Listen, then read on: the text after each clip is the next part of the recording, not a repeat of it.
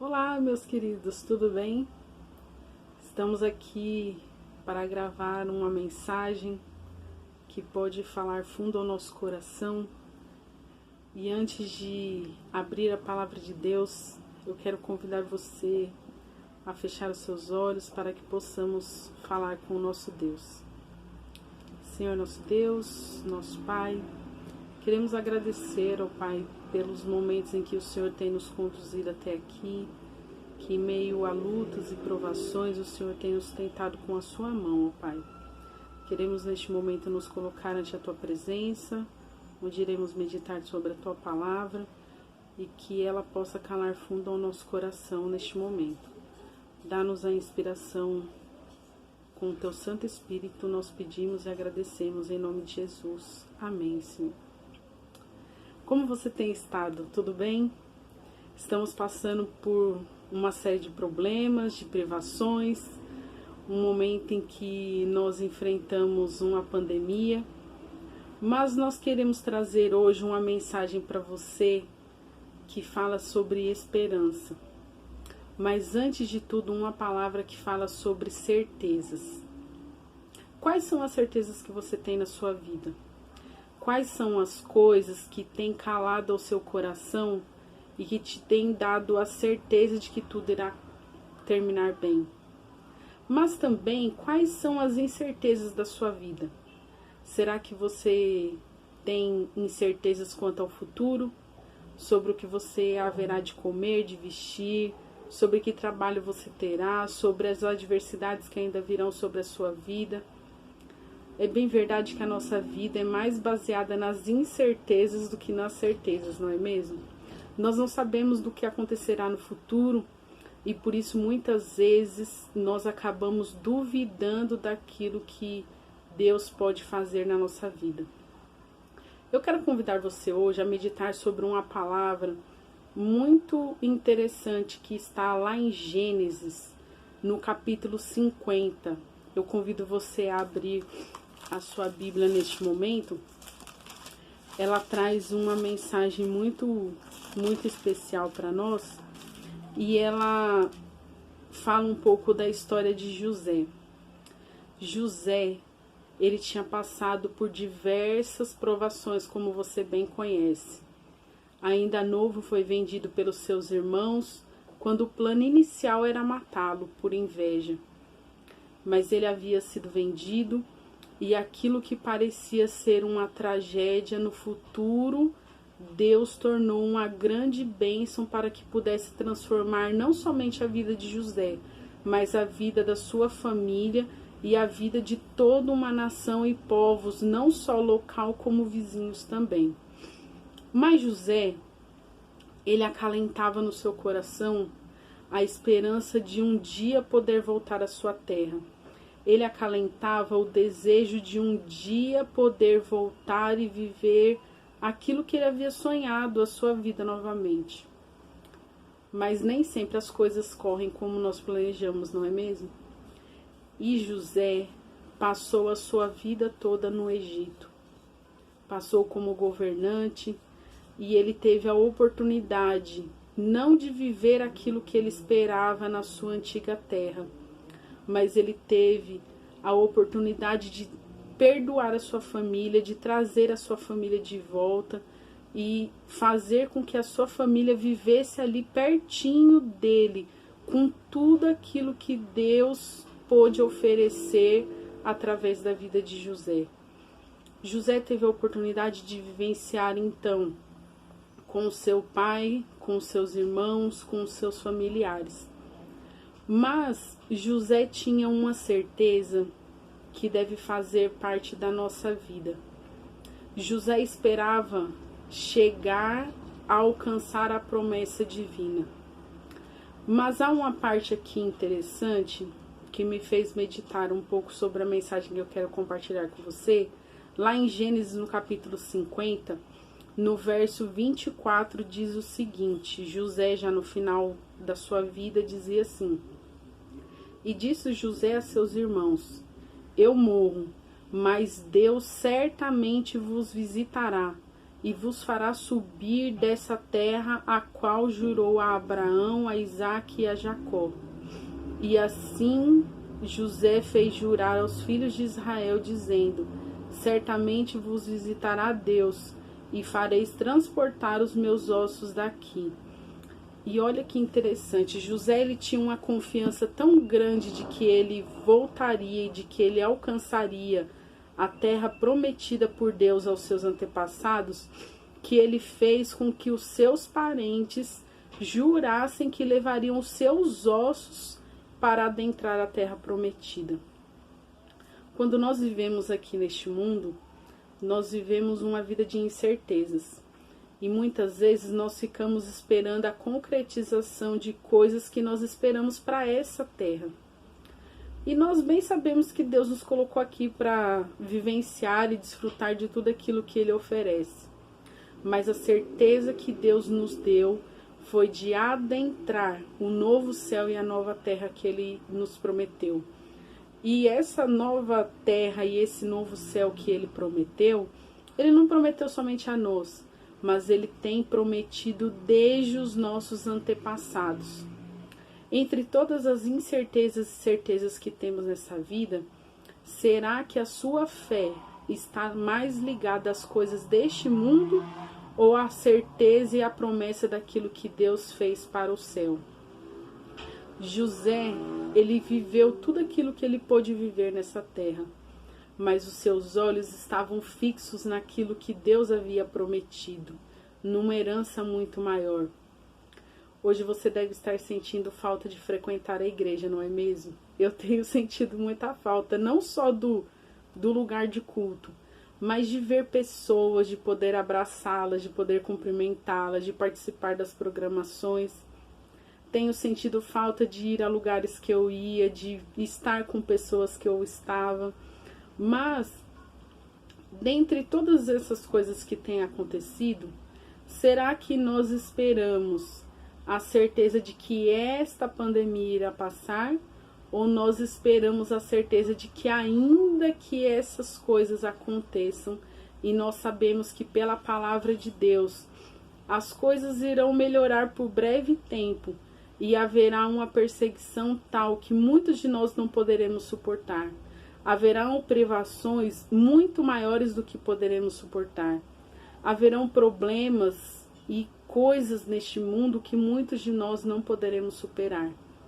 E baseados nessa certeza do que a palavra diz que irá acontecer, será que a nossa certeza está de que nós um dia iremos adentrar a Canaã celestial? A palavra de Deus, ela nos dá a plena certeza de que ainda que os céus e a terra passem, a palavra de Deus não passaria. E que ainda que todas essas coisas acontecessem, Jesus um dia em breve voltará e Ele nos levará para um novo lar, uma nova terra. Eu quero convidar você hoje a pensar em tudo aquilo que você tem depositado a sua fé, nas coisas que você tem esperado acontecer e nas coisas que você tem duvidado de certa forma. Eu quero convidar você hoje a pensar sobre o que você pode aproveitar deste tempo e mudar na sua vida para estar mais perto de Deus. Das coisas que você pode usar como motivo de transformação e não como motivo de desculpa. A pensar no quanto você pode ter vagado longe de Deus estando dentro de uma igreja e como você pode se aproximar de Deus estando fora da igreja. Hoje nós temos a oportunidade de estar mais perto de Deus, de transformar o nosso lar num lugar de culto e de adoração, de transformar a nossa mente e o nosso coração num lugar onde Deus possa verdadeiramente habitar. Porque ainda que nós tenhamos o desejo de voltar a nos congregar como família, nós precisamos ter a certeza de que a nossa fé não é abalada, de que a nossa esperança não tem sido jogada ao chão e de que tudo aquilo que nós lemos, estudamos e esperamos ao longo de todos esses anos em que não houveram restrições, elas permanecem firmes e certas, porque nós estamos alicerçados na palavra de Deus. Sabe, há uma palavra também que eu quero compartilhar com você, que está lá no livro de Hebreus, no capítulo 10. Há uma palavra para nós que fala sobre certezas, mas há também uma certeza do quanto nós devemos estar ligados a Deus hoje e por todo sempre na nossa vida. Lá em Hebreus, no capítulo 10, no versículo 22, diz o seguinte: cheguemo-nos com verdadeiro coração e inteira certeza de fé, tendo os corações purificados da má consciência e o corpo lavado com a água limpa. Retenhamos firme a confissão da nossa esperança, porque fiel é o que prometeu. E consideremo-nos uns aos outros para nos estimularmos ao amor e às boas obras, não deixando a congregação, como é costume de alguns, antes admoestando-nos uns aos outros, e tanto mais quanto vedes que se vai aproximando aquele dia. Olha que palavra maravilhosa para nós hoje. Primeiro, que nós devemos nos achegar verdadeiramente a Deus, com o coração limpo, com a mente purificada, com o coração transformado, tendo certeza da fé que nós temos e professamos, usando dessa oportunidade para confirmar a nossa fé e para proclamá-la. Irmãos, olha a oportunidade que nós hoje estamos tendo de pregar e levar a igreja a milhares de pessoas que sequer adentravam numa igreja. A Semana Santa passou e nós tínhamos o planejamento de fazer pequenos grupos nos lares, mas nós sabemos que Satanás estava trabalhando para fechar muitas portas, para fechar muitos lares e endurecer muitos corações para não irem, até mesmo dentro da nossa igreja.